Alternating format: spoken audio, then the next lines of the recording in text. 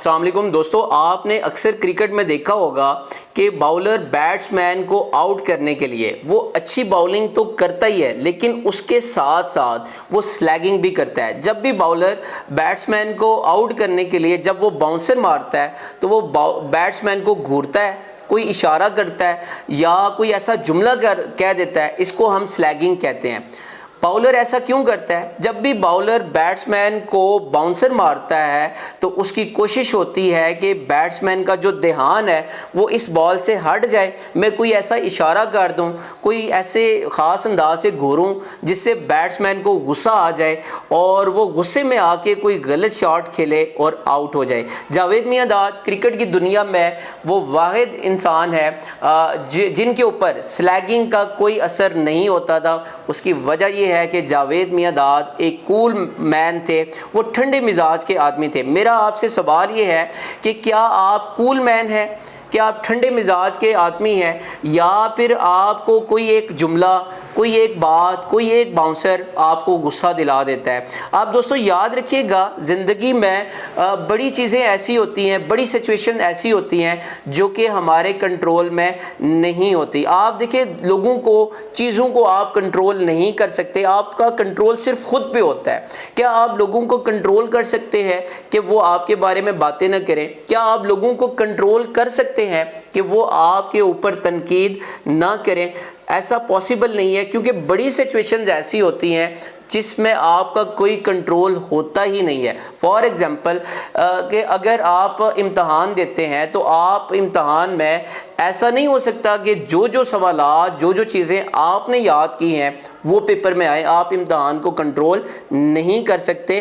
آپ کے کنٹرول میں صرف تیاری ہے، آپ پوری محنت کے ساتھ، لگن کے ساتھ آپ تیاری کر سکتے ہیں۔ آپ نے اگر کہیں پہ جانا ہو اور آپ نے کہیں پہ جلدی پہنچنا ہو اور ٹریفک جام ہو جائے تو وہ ٹریفک کا جام ہونا کیا آپ کے کنٹرول میں ہے؟ آپ کے کنٹرول میں نہیں ہے۔ اسی طرح اگر آپ نے کسی میٹنگ میں ارجنٹ پہنچنا ہو اور موسم خراب ہو جائے، بارش شروع ہو جائے اور بارش رکنے کا نام نہ لے رہی ہو، تو کیا یہ بارش کا ہونا، کیا یہ آپ کے کنٹرول میں ہے؟ بالکل نہیں۔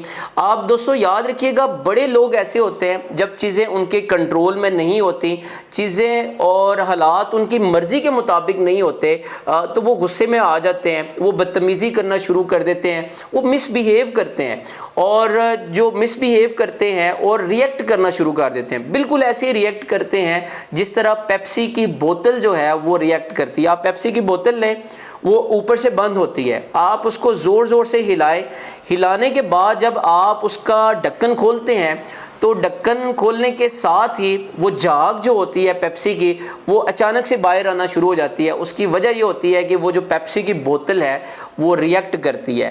دوستو یاد رکھیے گا، زندگی میں بڑے لوگ ایسے ہوتے ہیں جو ریئیکٹیو ہوتے ہیں۔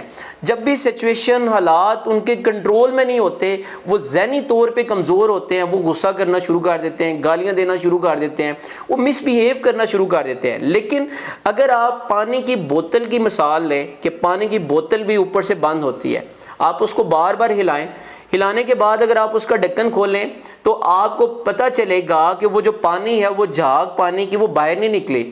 اس کی وجہ یہ ہے کہ جو پانی کی بوتل ہے اس نے ریئیکٹ نہیں کیا۔ میرا آپ سے سوال یہ ہے کہ کیا آپ پانی کی بوتل کی طرح بننا چاہتے ہیں یا آپ پیپسی کی بوتل کی طرح بننا چاہتے ہیں؟ کیونکہ اگر آپ یاد رکھیں کہ ایک سٹیمولیٹ اور رسپانس کے درمیان جو درمیان میں گیپ ہوتا ہے وہ چوائس ہوتی ہے کہ آپ کے ساتھ کچھ بھی برا ہوا تو آپ کے پاس دو چوائسز ہیں۔ ایک چوائس یہ ہے کہ آپ کے ساتھ کچھ بھی برا ہوا آپ اس پہ فوری ریئیکٹ کریں، اور دوسری چوائس یہ ہے کہ آپ اس کے اوپر ریئیکٹ نہ کریں بلکہ آپ اس کے اوپر رسپانس کریں۔ دوستو یاد رکھیے گا، یہ میٹر نہیں کرتا کہ زندگی میں کتنے مشکل حالات تھے، آپ کتنی مشکلوں سے گزرے، بلکہ میٹر یہ کرتا ہے کہ جب بھی مشکل حالات ہوئے، جب بھی ٹف حالات ہوئے، ان مشکل حالات میں آپ کا خود پہ کنٹرول کتنا تھا اور آپ نے کتنے اچھے فیصلے کیے۔ آپ کی زندگی کا جو معیار ہے وہ یہ ڈپینڈ کرتا ہے کہ آپ کے فیصلے کس طرح کے ہیں. آپ کی زندگی آپ کے فیصلوں کے گرد، آپ کی سوچ کے گرد گھوم رہی ہوتی ہے.